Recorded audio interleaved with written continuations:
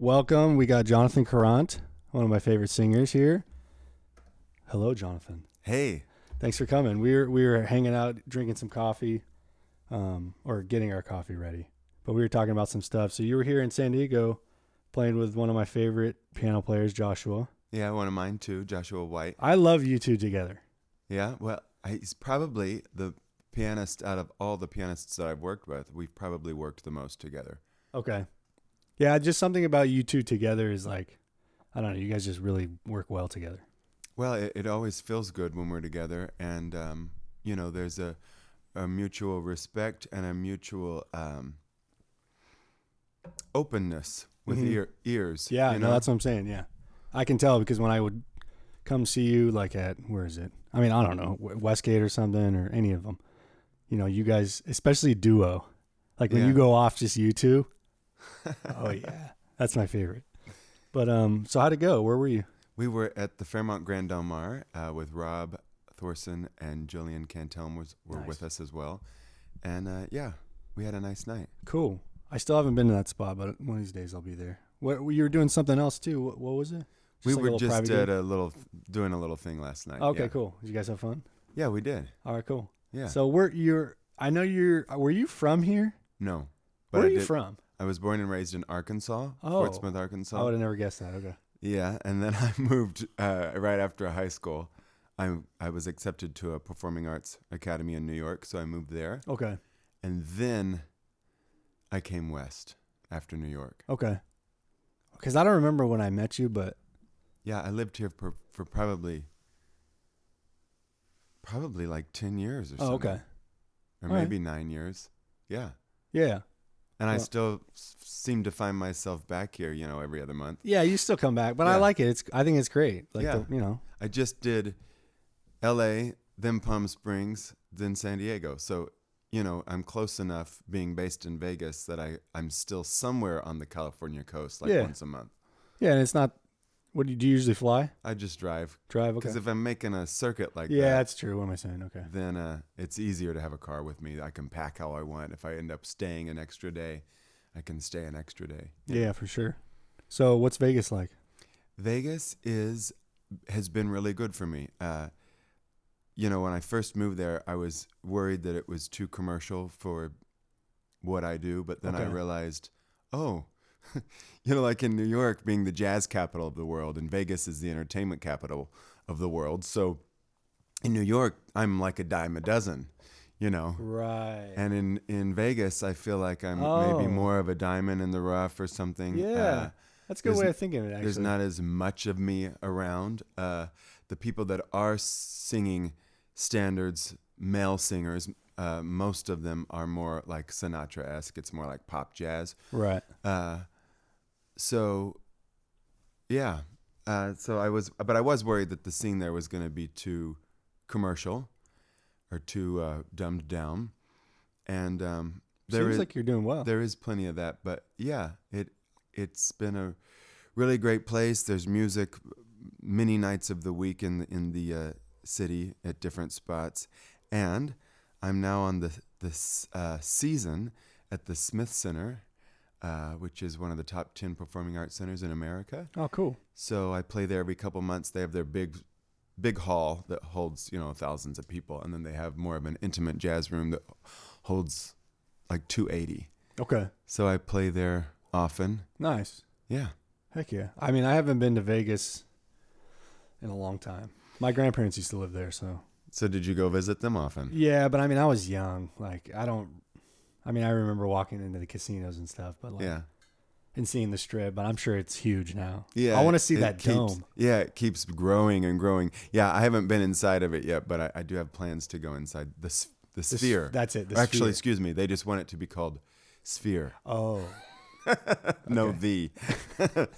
But, well, I mean, it seems like Vegas, I mean, I don't know. It seems like it would have grown, obviously. Yeah. I mean, it's grown like crazy. They're trying to put some movie studios out there. There's more and more music studios. And like I said, I can see that. This Myron's at the Smith Center room is probably my favorite room on the West Coast. And most people, like if you're talking to Dee Bridgewater or John Pizzarelli, they are all, when they come to Myron's at the Smith Center, they all talk about it in the same way, that it's one of their favorite rooms to play. What is it called? Myron's at the Smith Center. Okay.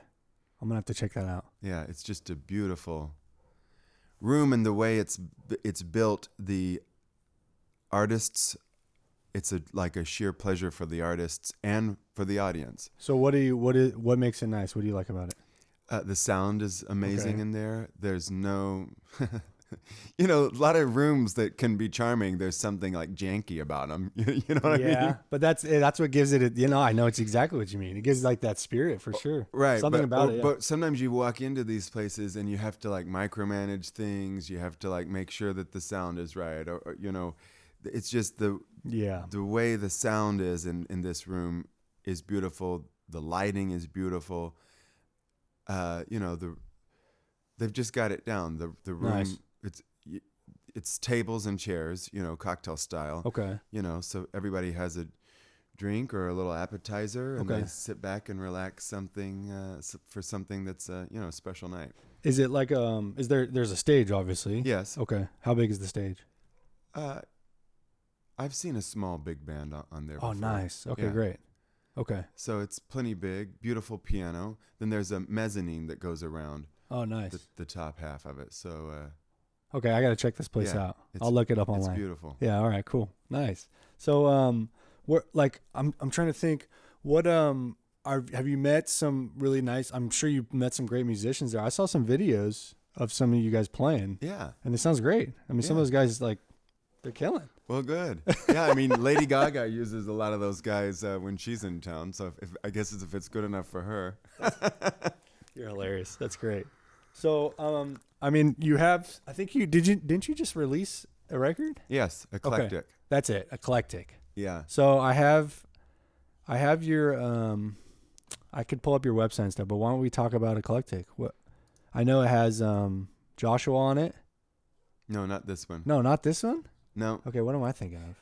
This one was born out of 2020. Oh, okay. So that's why it's eclectic. It kind of came about in a different kind of way, Usually when you go, well, at least my process, usually the songs are all picked for an album. The outline is there. And this one just kind of morphed into an album. A friend of mine, Karen, came to me and said during, shutdown, if I'm not going to be able to see you live, there's a few songs I'd like to be able to hear whenever I want. So she requested a couple songs, and we went into the studio, and then we ended up doing more, and then going back, and then I pulled one song from when I was recording my Christmas album. We needed a break from Christmas music because we were recording it in the spring.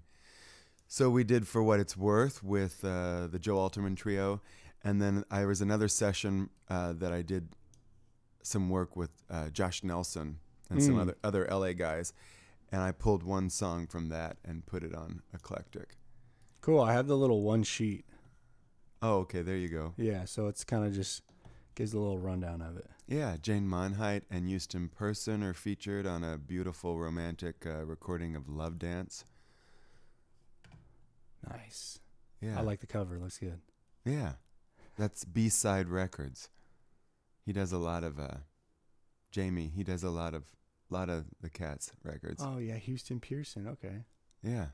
Oh, killing. All right, nice.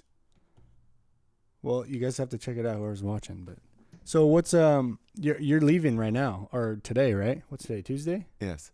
Where are you going? Back to Vegas. Okay. And then I go to Arkansas and Missouri, and then back to Vegas. All right, nice. And then back to Palm Springs in January. So yeah. You're just running around. Yeah. All right, cool. So, what have you been up to besides doing gigs? Well, releasing that and then touring with that album, Eclectic. That's pretty much what I've done all fall. Nice.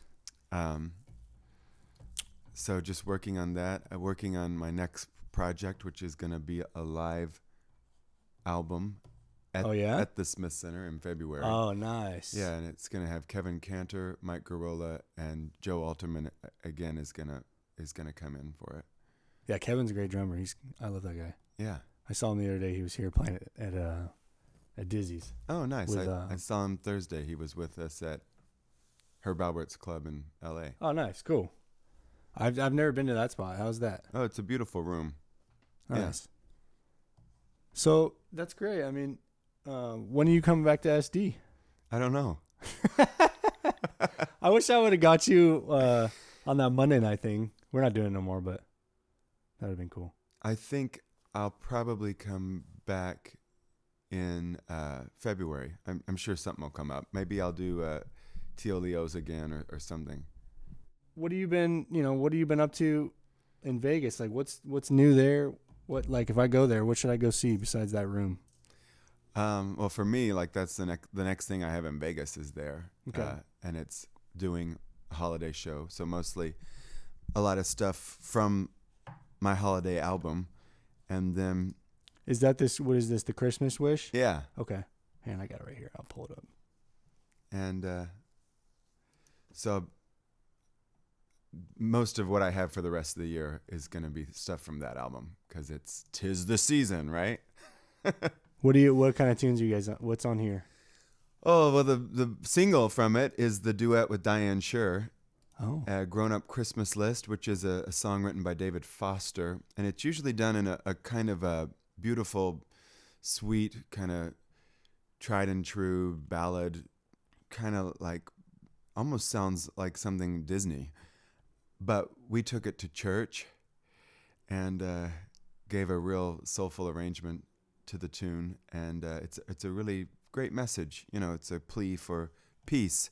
It's from an adult's perspective, asking Santa instead of for toys for world peace. Oh, I see what you're saying. That's nice. Hey, yeah. I like some of these songs. Honestly, I'm glad. Thank God that the Christmas music is actually good, in my opinion. Yeah. Yeah. Well, I just picked all my favorites. I mean, like, what are you doing New Year's Eve is great. Yeah, we do that as a funk, so it's kind of different. This Christmas, obviously. Yeah. I mean, all of these. What really. else we Blue do? Christmas Time. Got My Love to Keep Me Warm. Yeah, that's a good one. Yeah, that's a samba. Who else is on it? Houston Person's on this album as well. He plays on this Christmas. Okay. And then Kenny Rampton plays trumpet, and this was with the Joe Alterman Trio.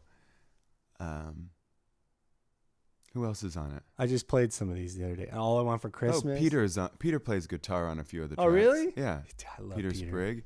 And yeah, Peter's the man. Who's on organ? Carrie Frank. Oh, yeah. Yeah. Okay, cool. So some California cats made it. Yeah, that's good. What is this Christmas Memories? That's the one you were saying?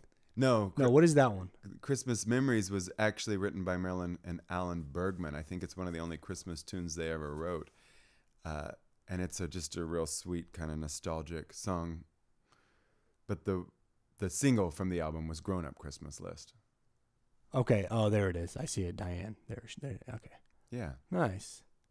And I just sang it with her in Palm Springs. She was celebrating her birthday and said, come over and be my guest in my show. Excuse me. Nice. So I just saw her Friday night, and we jammed out on this, and then we just jammed out on a blues after that. So what can you tell me? Because I feel like you're one of the singers that like really gets it. Well, thank you. I just feel like, I don't know, sometimes you hear singers that, they're just kind of singing. I don't know, whatever. I'm just saying when you sing, it's like you really work with the melodies and do your thing, and like you're improvising. Well, I definitely I think that I'm using both sides of my brain or something. It is a multi-tasking thing because, obviously, with jazz roots, I love playing with time. I like being, back phrasing or being ahead of the beat or on the beat and I also love bending notes and bending the melody and playing with the melody and being very playful. But, as a vocalist and with the written word of the lyrics, the most important thing, is to make people feel something. So I'm also definitely trying to think about what I'm saying and what the song is saying and getting that mood and feeling and journey and story across. So being, a storyteller and being playful, improvising, trying to do all that at the same time. So I think it is like a balance, Yeah, actually, that's a good point because I never thought about like I know the words to some of the standards, but I don't know them as well as you guys do. When you're singing every word, every verse, every intro, it's like you really and you do that over and over. I play the melodies and the chords over and over. So for me, that's kind of my first. But I never really thought about like when you're singing words and you're doing melody and improvising in rhythm. It's like I never really thought about like I'm gonna try and do that more. It's like at least with the head. Yeah. You know what I'm saying? Like at least try and think of. I know most, some of the words, not all of them really, I guess, but that's probably something I should work on. But and it depends on the tune as well. Like some songs are just naturally, maybe they're not as deep or something, so they don't have such a precedence on getting the mood across. But some songs are just naturally more playful. Right. Like when I do No Moon at All, I just have a lot of fun with it. Although I am thinking about the words too, I guess. So see, that's what I'm saying. I've never really thought about I think about certain certain words. It's dynamics too. Like if the line is, what is no moon? Even it's talking about a dark, quiet kind of place in the middle of the night. So there's certain words that I'll throw like a whisper into. So. It is Houston, talking about him, he loves lyrics and singers. Bless you. And he likes knowing the lyrics and kind of breathing and phrasing with his horn kind of the way a singer would. Mm-hmm. So that's kind of an interesting thought. I mean, no, it's 100%. So I had some Sarah Vaughan on when you walked in. We were making some coffee, but what are some of your heroes that you like? Your singer heroes. Singer heroes. I guess my two favorites are Mel Torme and Nancy Wilson. Ooh, okay. I think Nancy Wilson taught me dynamics and storytelling and some kind of uniqueness, making sure that I'm finding my own voice and being myself. And then Mel Torme, is just so brilliant with his arrangements. They're all so unique to him. So not being a songwriter myself, I mean, I toy with it a little bit. I don't consider myself a songwriter. So coming up with arrangements that are unique to me and that are like tailor-made, like a suit for me. Yeah, okay. That really reflect my personal musical taste and how I'm hearing the song in my head, And how do you do that? Do you just like when you're thinking of making certain songs, certain arrangements, like do you go in and out of phases where you like playing songs a certain way, or you just think of a way of doing something and that's how you're going to do it on the record? I usually hear it and think, this is how I want it to, Okay. I usually automatically almost hear how I think it should be. From me, at least. Like for Secret of Life on Eclectic, James Taylor's song. He's a folk rock kind of guy. Mm. And, of course, I wanted to make it, the lyrics, talking about lyrics in that song, they're like, to me, it was like a spiritual, enlightenment kind of song. So I wanted it to be a jazz ballad. But because of that, because of the way I thought, again, the song should be reflected from my tastes, we started it really floaty. Everybody was in at the top, but there was no time happening. But it wasn't just like a piano vocal kind of thing. Everybody was in at the top. And I had vibes on it because I kind of wanted the vibes to kind of represent like a singing bowl almost or something. I felt like they gave it this kind of like spiritual, it kind of has that sound, kind of zen kind of thing happening.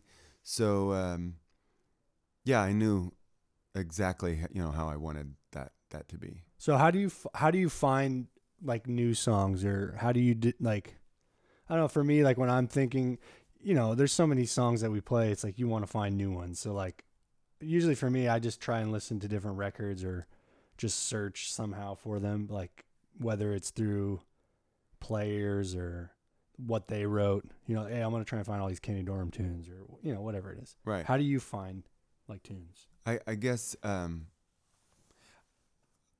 I love obscure songs. So Okay. I every time I make a trip to New York, I seem to like find, just because I'll go hear somebody and Yeah. and be like, "Ooh, I've never heard that before," and I love that, But I guess just listening to different records, putting them on, and I don't do this as much, but I used to really like dig and search albums and different artists. I don't do it as much lately, but I used to just get on like iTunes and just I don't have Apple Music actually, because I like still somehow feeling like the music is like, what if they change their format somehow down the line and everything's lost in my library kind of thing. So I see what you're saying. I still like actually downloading it, so it's like never going to disappear. You know what I mean? No, I get you, man. So, but a lot of like Carmen McRae stuff. I found a lot of obscure stuff through her. I just got hip to this song, which I had heard many times, but I kind of just, I guess, wasn't listening. What is it? We've Got a World That Swings. And it's sound melody-wise, it sounds kind of like Give Me the Simple Life, but I'm thinking about putting that as a like opening track on my next album. Nice. For me, when I was at Smalls one day, I heard Johnny O'Neill walked in, and I think that's who it was. Yeah, I'm pretty sure it was him, because he sat down and played piano too. And he sang, or no, I don't remember who was singing, but he came in and played piano, and they started playing Here's to Life. I had never heard it. I was like, what is this song? This is I still have the recording from my phone. Yeah. I like pull my phone on. But that's how so I see what you mean. That's how I found Artie that. Butler wrote that. He also wrote the lyrics to What a Wonderful World. Oh. I love singing, well, both those tunes actually. I did What a Wonderful World last night, but by request. The Here's to Life though, I used to play a lounge every weekend in Vegas, and we always kind of ended the night with that. But I'm probably too young, technically, to sing it. But I use my acting skills for that. I think of my grandparents. There's, material that's, that's something to think about though. Like I can sing that. I think I can get away singing it live, but recording it, I don't think I'm ready to. Even with like Lush Life, which Joshua and I did on the album Shadows Fall, but like years ago, 10 years ago, 5 years ago even, I probably didn't feel that I was ready to sing something like that. At least not to record it and document it down like that. Document it down like that. But I see what you're saying. That's it's like when you go to like an open mic and a 20-year-old girl that looks pretty happy gets up to sing Cry Me a River or something. Yeah. It's kind of like, I don't know if I believe that, so it's kind of like, pick tunes that are tangible to your life. Right. So here I have the Shadows Fall up on the screen. Yeah. So this is a 13-track album. Oh yeah, I mean, you have some great tunes on here. Lush Live, I Thought About You. I don't know some of these other ones. Stop This World. That's a Mose Allison song. Oh, okay. I'll have to check This it was out. this was there might be a part 2 to this album. I mean, someday, not yet, but well, cool. No, that's great. It was really a sweet thing putting it together with him. We both picked tunes for it, and then certain tunes like Detour Ahead, I had never done it before, but for some reason Joshua and I had talked about it. Okay. Like, years before this record, we'd talked about it, and then we talked about it again at one point, and so You're like, we got to do it. yeah, it reflected something, and then we both love Abby Lincoln, and the last song on the album is an Abby Lincoln song, and I've always loved it, but she sings it in past tense. She sings it as an old woman, looking back at her life. And I wasn't, again, with thinking about where I am in life. Good. I couldn't do it like that, so I changed the lyrics to make it present tense, and it worked. That's cool though that you switch it up like that. Like I think that's cool. I mean, and the fact that you think of it like that, and then when you sing it later on in life, I'm like, all right, now he's got it. Yeah. But it was a sweet album to put together. And Stop This World, Joshua said, I think you should like talk in this one. So I wrote like a little talking point to put in the middle of the song. Just coming up with different flavors together. And we still, like, I think that in July we were at the Encinitas Library, for their monthly thing, music series that they do. And it was just the two of us, Joshua and myself. And we went back to this album and pretty much did everything off of it. Nice. Yeah. That's killing. Yeah, I mean, you and Joshua together is great.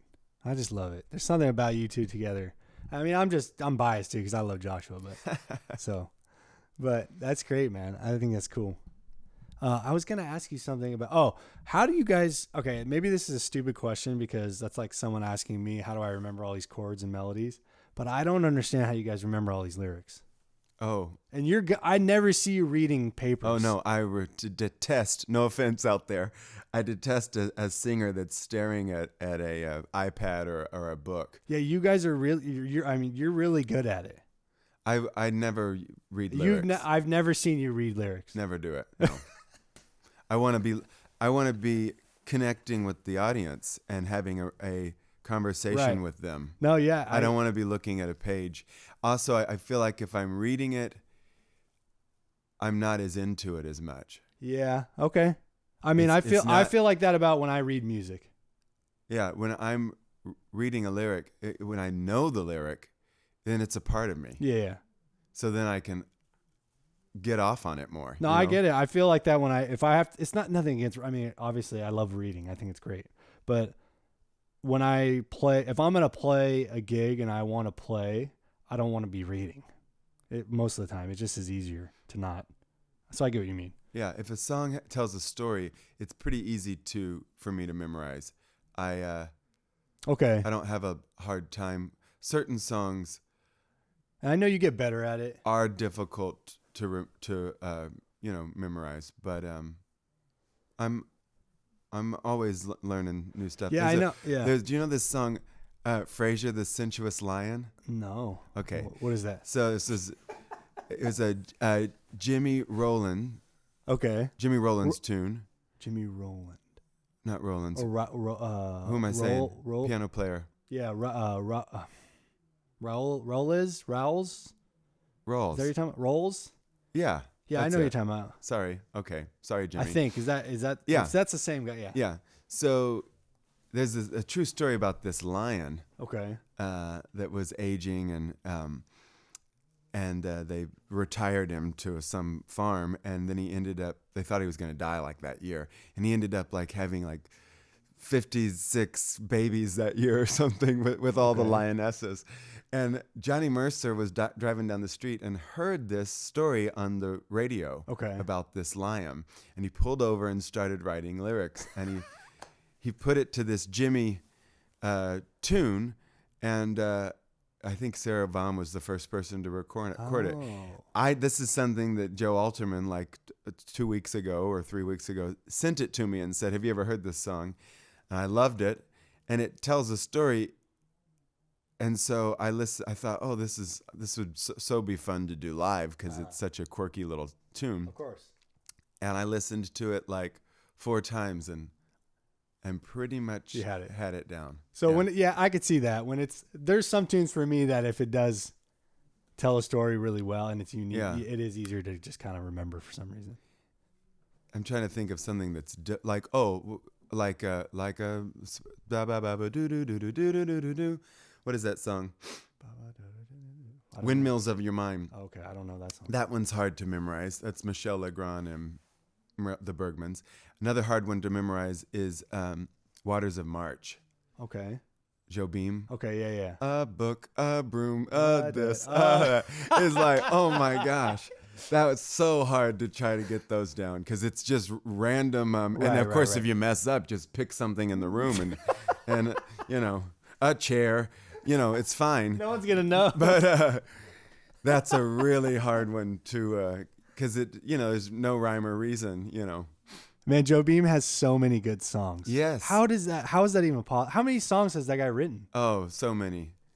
So many. I have no idea how many, and the English translations are so good. Yeah, that's actually a good point because, I feel like sometimes it would get lost in translation. Yeah. And I'm sure it does. I think he did the translations. Okay, that makes sense. Yeah, because obviously, okay. And a lot of when you take those Brazilian tunes and put the Portuguese to English, a lot of it gets like really wordy.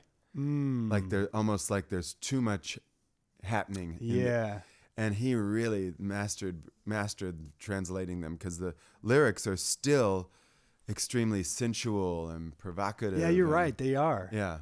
It's almost like I feel. Yeah.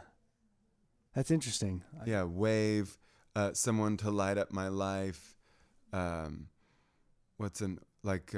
Useless landscapes. How insensitive. Mm-hmm. They all still have really great English lyrics. Yeah, 100%. What about I've been trying to learn more like intros or verses. I don't know what you call them. Do you call them intros? Verse? Yeah, that's what I thought. Okay.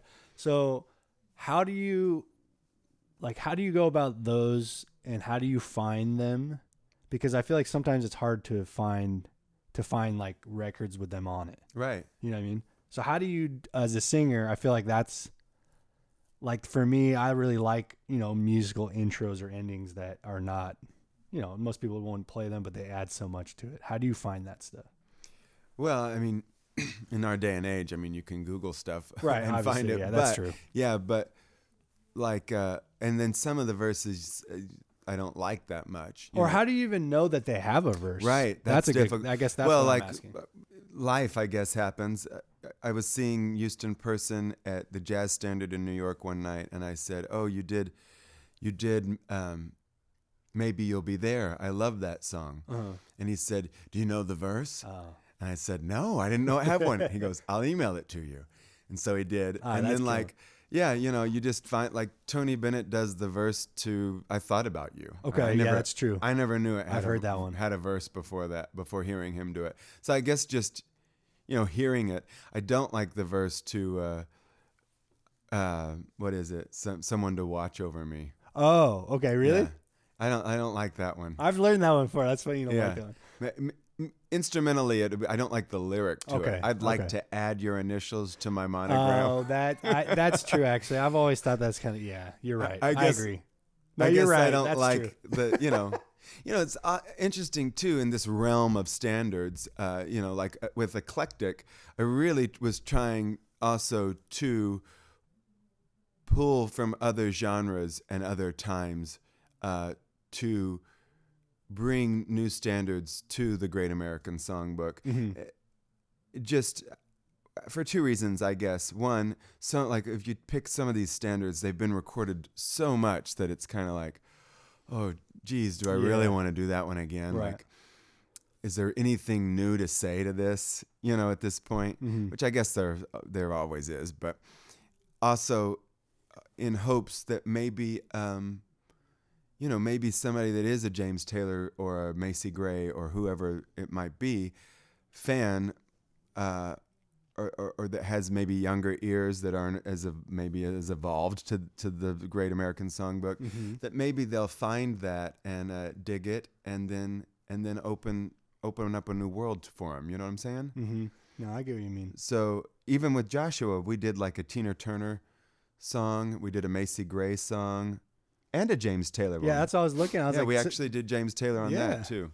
I think I've recorded 3 of James Taylor's songs. okay, nice. But then like paired with that are things like Detour Ahead or I Thought About You Right. or right. so it's definitely a mix, but putting it all into a sophisticated, timeless, jazz arrangement. Right. No, I get what you're saying. So what are some, do you have any like favorite artists maybe that are more recent that you're really into? I mean, obviously some of these are, but like I'm curious that's like that if they come into town you're going to go see, or I don't know. I guess I'm asking like for me, like as a musician, there's certain people that I'm really into that are of my era. I'm just curious if you have any, maybe I don't know some of them. Right. Well, one of my favorite performers, and I don't listen to her much at home. I do have a couple of her records, but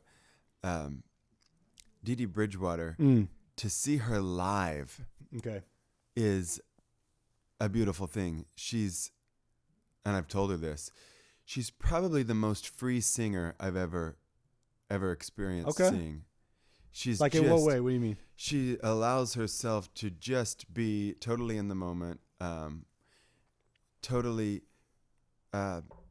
vulnerable, and just totally free in every sense of the word. So she kind of just gives herself up. It's just beautiful. Okay. So that it can be like a master class in itself, just seeing her live, because it's so inspiring to see her just be so out there. Mm-hmm.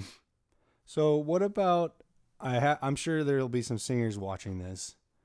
Like what is some advice about singing like in the real ways that we're talking about that I don't like? For me, there's certain things that I tell musicians. I'm like, look, you have to really listen. You have to use your ear, stop reading as much, and like really, really hear these harmonic movements and these colors and be able to go, especially if you're playing with a singer.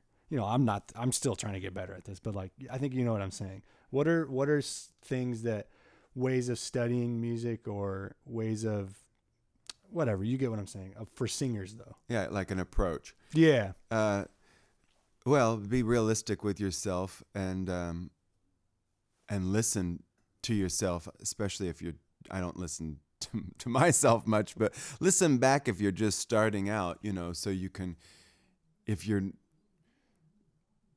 pitch is something that is important to not be singing flat. Although it's sometimes fun to bend things and slur things, and it's sometimes fun to go sharp on certain notes or play with things, but if you got to make sure you're doing it intentionally.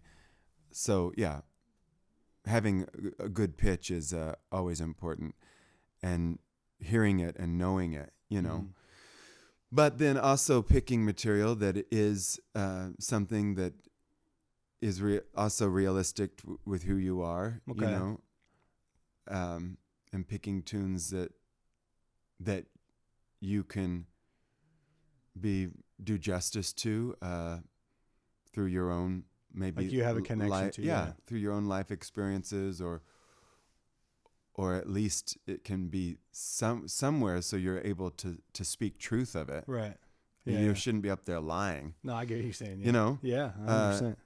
And then just most of what I've learned has been just doing it night after night. Yeah, I think that's a great point. Any place you can sit in, if you're starting out and you don't maybe have a lot of gigs of your own, just sit in as much as you can and just get out there as much as you can. Now, what about, I feel like when I play with a good singer, most of the time it's about, like, they know the songs, they know the melodies and stuff, they know the lyrics, obviously, but their time is there and they understand the phrasing of the song. So, like, nothing's worse than, like, when you're playing and they forget that song has an extra 2 bars or extra 4 bars, or you know what I mean? Do they do that? So,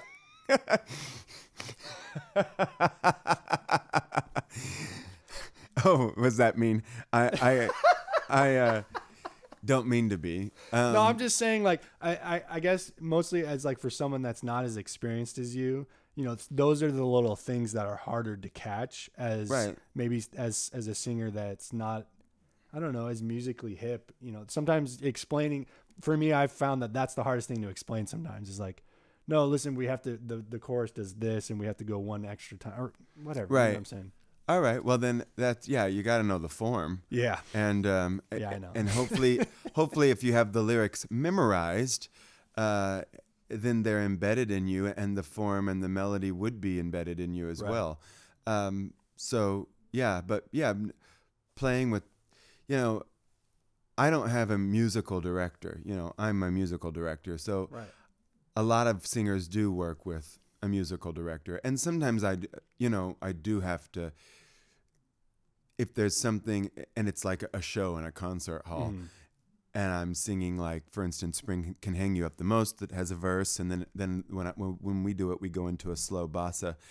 Sometimes I will count it off, but if I'm with guys that know me well, that I would have them set up the time, just so I don't, in the middle of a sentence, have to say 1, Yeah, 2, 3, 100%. 4. But if it's at the head of the song, I always count them off, and I think it's important to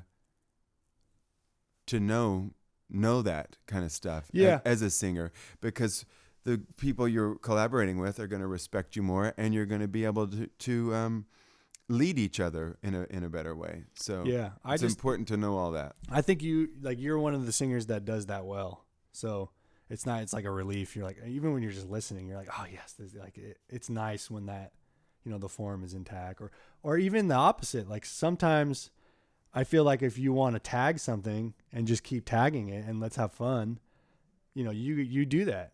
And sometimes it's like, it's hard for us to be able to get some singers to do that. So I just think, I don't know. I just wanted to talk about that because I feel like that's like a notorious singer thing. Yeah. You know what I mean?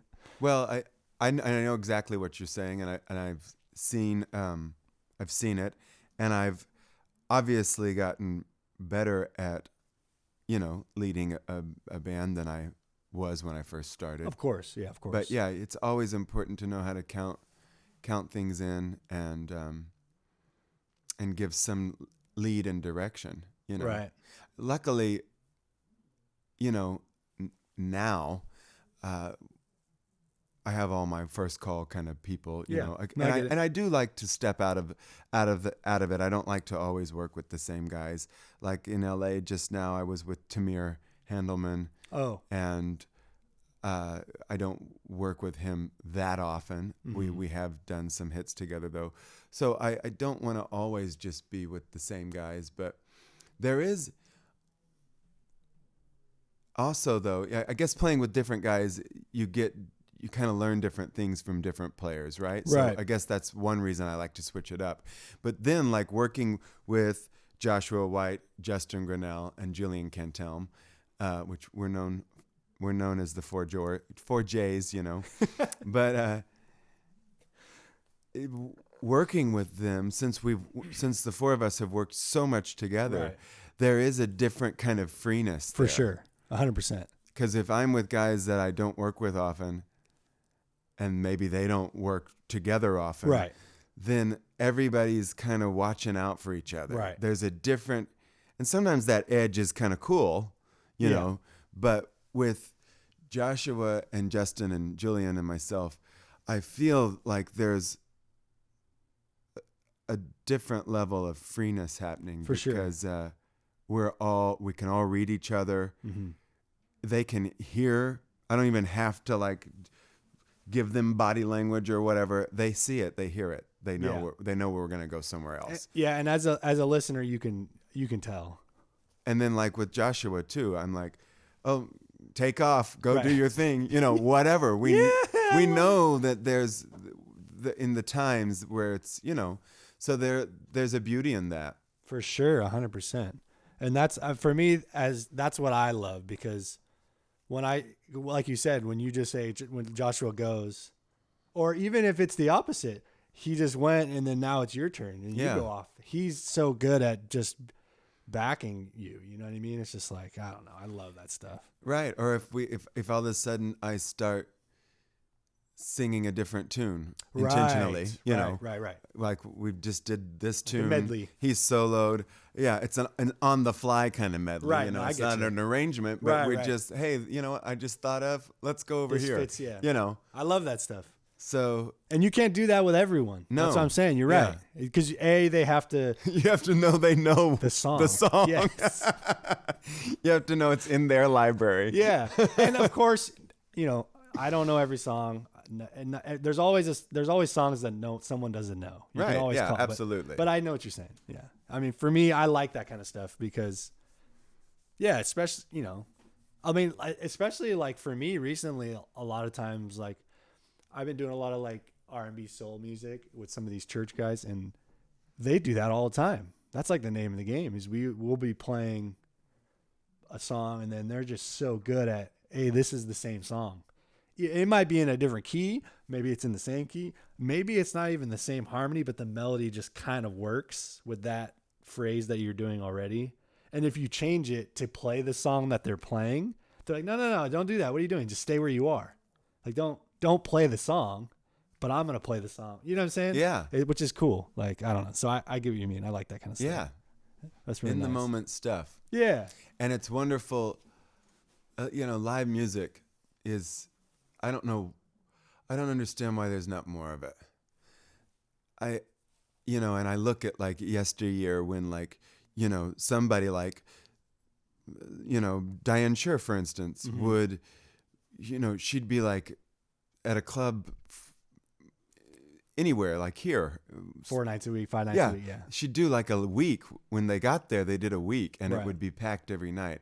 And now she does like one-offs everywhere. Right. Same with me, but I wasn't around in the heyday of live music where there was these like long runs that people would do. And I just, you know, it allows us, it's such a perfect night out, especially if the venue has it going on. Like you go out, you have dinner, you have a couple drinks, you sit back, you know, you conversate with your people that you're out with, and then you sit back and relax, and then you enjoy something that's real. It's in the moment. It's happening right in front of you. It's live. Yeah, you put your phone down. Yeah. You're not looking at YouTube or scrolling through TikTok or whatever. It's there. And that energy that's created between audience and artist on stage, you know, that can't be imitated. It's just like, I don't know why that more people, like it's like it's as good as going to a yoga class or whatever. It's healing. It's I know why. Why? It's because these clubs don't know what they're doing, man. Oh. That's why. Well, it's also, my grandfather always said technology is going to end humanity. People, and I think he was right. You know, as a kid, I was like, oh, whatever. But our attention spans are constantly being depleted. We're all guilty of it. You know, I think we're just being programmed in such, it's like we're becoming more and more shallow as a people. You know, humanity is harder and harder to find. So I hope that somehow generations to come can learn how to, you know, put technology away. But I think right now it's getting worse and worse. And like AI, I can't stand. That freaks me out. You know, I've worked so hard to find my own voice, and now it can just be recreated. Yeah. Yeah. That's terrible. I know exactly what you're saying, but at the same time, you know, I kind of an optimist. I like technology. I mean, look at us right now. We're doing it right now. Certain aspects are great. Yeah. But I do see what you're saying, and you're 100% correct. But maybe it's just I'm an optimist. I try to be. I'm very pessimistic in some things, I guess. But I guess for me, like you're saying, the live setting, I feel like because it is so on, everyone's on their phone, online, doing whatever. It's digital, email this, you got to call, do this, whatever. That when you do find something real and you're sitting there, it's like people love it when they finally go do it. Yeah, absolutely. So like in that sense, it seems, I don't know. I try to be optimistic in the sense that it's just going to become more and more valuable, like what you do. But I don't know. I'm not sure. Well, I hope you're right. Yeah, maybe it's fewer and far. Maybe people aren't as numb to it because it's fewer and far between. But I just think it should just be everywhere. Yeah. I mean, I will say though, we are somewhat lucky in where we are. I stay busy doing stuff. I feel like San Diego definitely has a scene. Oh yeah. San Diego has a great music scene. Yeah. Absolutely, and a lot of great players living here. Yeah, exactly. You're lucky in that. So go out there and support it, people. But what was I gonna say? I just don't know what I was gonna say. We were talking about like I don't know, just being in like real settings, the internet or digital stuff. I was saying that I like to try and think that what we do is going to be more valuable. Yeah, you know what I mean. But I don't know. I mean, I see what you mean. Some of the AI stuff freaks me out too. Yeah, I mean they can, especially if you think about it in another way, like they have the capacity to have any politician say anything they want to us. That's what freaks me out. So how are you going to know if you're looking at a video that just pops up? I know. How are you going to know if it's real or not? They're already doing it. Yeah. It's crazy. Yeah. So now we as a people are going to be like, maybe not. I mean, we're not going to even know which way to go, which road to choose. How can I tell? How will I know out of so many lies, so many lies? Yeah, I mean, I don't know. I think we'll figure it out. I like to think so. There's right, some ways. I don't mean to be a downer, but no, you're not being a downer. You're funny. You're cracking me up. So, what do you have coming up? Where are you going to? You're going back to Vegas? I'm going through the Midwest, and that's right. Then I'm going to Vegas. So coming up, it's holiday shows. That's cool. with the Christmas album, doing most of that stuff, and then wrapping that up in Vegas on the 17th, and then my first show in 2024 is at the Purple Room in Palm Springs. That's a sweet room. It's a supper club. Michael Holmes really has it going on over there. It's one of my favorite rooms to play because, again, the audience shows up at like 6:30. They have dinner. They have their drinks. They have their conversation. The show starts at 8, and if you're talking, he'll kick you out. And it's, but why would you be talking? There's something fun going on. Everybody's having a blast. It's not like he doesn't have to kick people out because they're really enjoying what's going on there. Right. I get you. That's nice. And then following that in February is the live record that we're gonna do. Cool. Yeah, I want to check this place out too. Are you gonna do video? I don't know if we'll do video, but I do have video online of me there. Yeah. Oh, really? Yeah. Okay, then I've probably seen it then. Yeah. Okay. I'll have to go back and look. Yeah. All then right. if you've posted it, I've seen some of those clips. So that's great.